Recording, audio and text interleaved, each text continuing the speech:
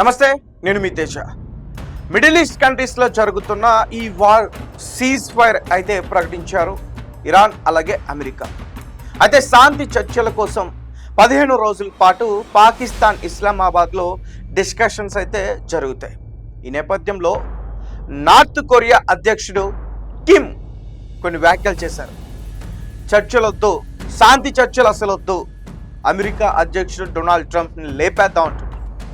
Yes, middle east కంట్రీస్లో జరుగుతున్న ఈ వార్లో ఇజ్రాయెల్ అలాగే అమెరికా ఇరాన్ పైన జాయింట్ ఆపరేషన్స్ చేసి సుప్రీం లీడర్ని చంపేశాయి. అలాగే ఇరాన్కి సంబంధించిన ఇన్ఫ్రాస్ట్రక్చర్ కావచ్చు, ఇరాన్కి సంబంధించిన ఆయిల్ రిఫైనరీస్ కావచ్చు, గ్యాస్ ఇండస్ట్రీస్ కావచ్చు, వీటిపైన కూడా అటాక్స్ చేసి అలాగే IRGCకి సంబంధించిన చాలామంది కమాండర్స్ చనిపోయారు. ఎప్పుడైతే ఇరాన్ ఇటువంటి ఇబ్బందులు ఎదుర్కొంటుందో ఈ రెండు దేశాల నుంచి అమెరికా అలాగే ఇజ్రాయెల్, అప్పుడు కిమ్ కూడా రియాక్ట్ అయ్యాడు. మిత్రమా, నా దగ్గర హువాసాంగ్ 17 రెడీగా ఉంది, నువ్వు అంటే నేను ఎంట్రీ ఇస్తా, వాళ్ళని వేసేద్దాం, ముందు నేను ఇజ్రాయెల్ సంగతి చూస్తా అంటూ కూడా అప్పట్లో ఆయన ఒక మాట అయితే మాట్లాడాడు. అయితే రీసెంట్గా ఇరాన్ అలాగే నార్త్ కొరియా ఈ రెండు కూడా అమెరికాకి శత్రు దేశాలుగా ఎందుకు మారాయంటే కొన్ని శాంక్షన్స్ని ఎదుర్కొంటున్నాయి. ఈ రెండు దేశాలు కూడా న్యూక్లియర్ వార్ హెడ్స్కి సంబంధించి కూడా ఇబ్బందులు ఉన్నాయి. సో అందుకని అమెరికా ఈ రెండు దేశాలపైన శాంక్షన్స్ని విధించింది. సో శాంక్షన్స్ విధించడం వల్ల ఈ రెండు దేశాలకి చాలా ఇబ్బందులు ఎదుర్కొంటున్నారు, కష్టాలు చూస్తున్నారు ఆ దేశాల్లో ప్రజలు. కానీ మిలిటరీ వ్యవస్థలు మాత్రం చాలానే డెవలప్ అవుతున్నాయి, ఇతర దేశాల సపోర్ట్తో బాగానే డెవలప్ చేసుకుంటున్నారు. అయితే ఈ చర్చలు గురించి ఇప్పుడు ఏదైతే డిస్కషన్ జరుగుతుందో దీనిపైన కిమ్ రియాక్ట్ అయ్యి ఈ శాంతి చర్చలు ఇవేమొద్దు, అతన్ని లేపేద్దాం అంటూ కూడా మాట్లాడుతున్నారు. దీనికి రీజన్ ఏంటంటే ఈ శాంక్షన్స్ కావచ్చు. అండ్ ఇంకొకటి, సౌత్ కొరియా నార్త్ కొరియా పక్కనే ఉంది. సౌత్ కొరియా అమెరికాతో ఫ్రెండ్లీ రిలేషన్ మెయింటైన్ చేస్తుంది. అండ్ రీసెంట్గా సౌత్ కొరియా యునైటెడ్ స్టేట్స్ ఏదైతే వారికి సంబంధించిన మిలిటరీ ఉంటుందో దాంతో డ్రిల్స్ కూడా చేస్తుంది, మిలిటరీ డ్రిల్స్ చేసింది. అంటే కిమ్ దీనిపైన ఎలా రియాక్ట్ అయ్యాడంటే, ఇరాన్ అయిపోయింది, ఇరాన్ తర్వాత మాపైన యుద్ధ వ్యూహానికి వీళ్ళు రచిస్తున్నారు అని చెప్పేసి అతను ఒక పోస్ట్ పెట్టాడు.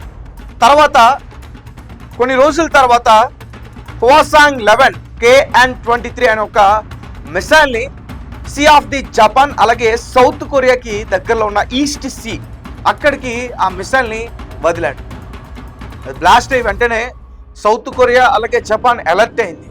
వాళ్ళ మిలిటరీ సైన్యానికి వాళ్ళ నేవీ ఆఫీసర్స్ అందరినీ కూడా అలర్ట్ చేసింది, ఏదైనా జరగవచ్చు, జాగ్రత్తగా ఉండండి. అంటే ఇరాన్ సౌత్ కొరియా ఈ రెండు కూడా చాలా ఇబ్బందులు అయితే ఎదుర్కొంటున్నాయి అమెరికాకి సంబంధించి. ముఖ్యంగా ఈ న్యూక్లియర్ వార్ హెడ్స్ అక్కడి నుంచే ఎక్కువగా ఇబ్బందులు ఉన్నాయి. అంటే తెలియకుండా వీళ్ళు చేస్తున్నారు, డెవలప్ చేసేసారు.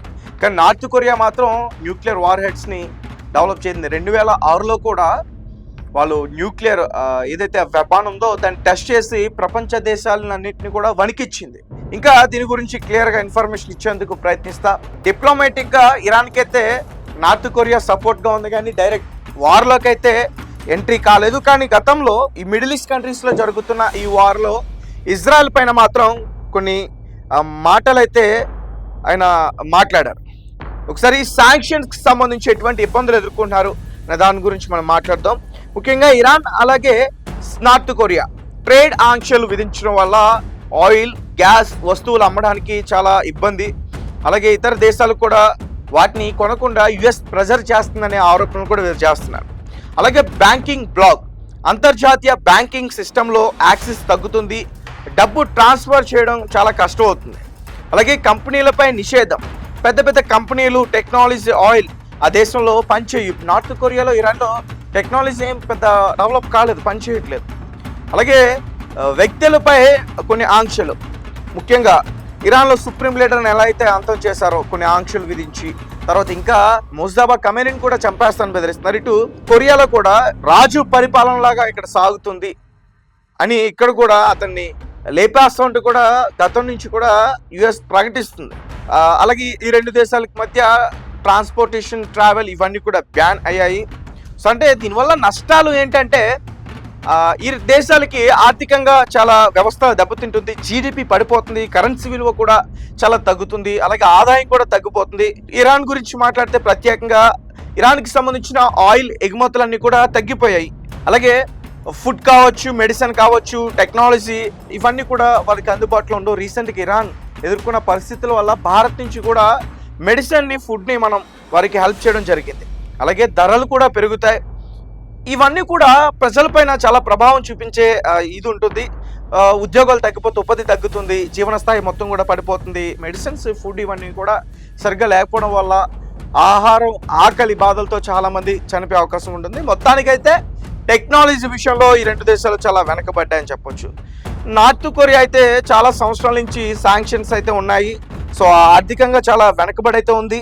కానీ ఇంకా మిలిటరీ మీద ఫోకస్ పెడుతుంది ఎక్కువ. కానీ ఈ ఆయుధ దళాల విషయానికి వస్తే మాత్రం, ఆయుధ నిల్వల విషయానికి వస్తే మాత్రం నార్త్ కొరియా ప్రపంచ దేశాలన్నింటినీ కూడా వణికించే ఆ సామర్థ్యం, సత్తా ఉందని ఖచ్చితంగా చెప్పొచ్చు.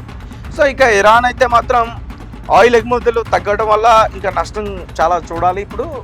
అలాగే కరెన్సీ విలువ కూడా చాలా వరకు పడిపోయింది. అంటే అక్కడ ప్రజల జీవితం కొంచెం చాలా కష్టంగా మారే ఇదైతే ఉంటుంది. ఇప్పుడు నార్త్ కొరియా, ఈ రెండు దేశాలు కూడా యుఎస్ ఏదైతే వారిపైన దాడులు చేస్తున్నారో ప్రపంచవ్యాప్తంగా అన్ని దేశాలపైన ప్రెజర్ తీసుకొచ్చేందుకు ప్రయత్నిస్తున్నారు. ఇప్పుడు రీసెంట్గా హోవాసాంగ్ 17 ICBM అంటారు. ఇదేంటంటే ఇంటర్ కాంటినెంటల్ బ్యాలిస్టిక్ మిసైల్.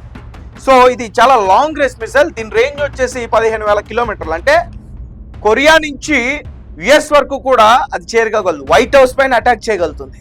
అలాగే దీన్ని తీసుకెళ్ళడానికి వారి దగ్గర ఏదైతే ఎయిర్ క్రాఫ్ట్స్ కావచ్చు, జెట్స్ కావచ్చు, ఇవన్నీ కూడా చాలా బలంగానే ఉన్నాయి. ఒకటి కాదు, 2 న్యూక్లియర్ కూడా తీసుకెళ్లే సత్తా ఉంది హవాసాంగ్కి. దాంతోపాటు ఒక 2 మల్టిపుల్ న్యూక్లియర్ వెపన్స్ని కూడా తీసుకెళ్ళగలే సత్తా ఉంది. ఒక ప్లేస్లో ఒక దాన్ని టార్గెట్ చేస్తారు, మళ్ళీ ఇంకో ప్లేస్లో ఇంకో దాన్ని టార్గెట్ చేస్తారు. ఆ సత్తా కూడా నార్త్ కొరియాకు ఉంది. సో నార్త్ కొరియా ఎందుకు ఎంటర్ అవుతుందంటే, ఇరాన్ తర్వాత మా పైన యుద్ధం చేస్తారు కావచ్చు, ఆల్రెడీ ఇక్కడ మిలిటరీతో డ్రిల్స్ చేపిస్తున్నారు. ఇప్పుడు ఇరాన్ ఎలా అయితే ఇన్ని రోజులు శాంక్షన్స్ ఎదుర్కొందో, అలానే నార్త్ కొరియా కూడా చాలా రోజులు శాంక్షన్స్ని ఎదుర్కొంది. సో ఇప్పుడు ఇరాన్తో సీజ్ ఫైర్ ప్రకటించారు. తర్వాత నార్త్ కొరియాతో ఎక్కడ యుద్ధం చేస్తుందని చెప్పి ఇతను ముందే ఈ చర్చల వద్ద అతన్ని లేపేద్దాం, అతను లేపేస్తే సుఖంగా ఉందాం అన్నట్టుగా అతనైతే కొన్ని మాటలు మీడియా ముందు మాట్లాడే ప్రయత్నం అయితే చేస్తూ ఉన్నాడు. సో ఏదేమైనప్పటికీ సౌత్ కొరియాలో అయితే మాత్రం డ్రిల్స్ అయితే జరుగుతున్నాయి కొన్ని రోజుల నుంచి. కానీ నార్త్ కొరియాకి సపోర్ట్గా చైనా ఉంది, రష్యా ఉంది.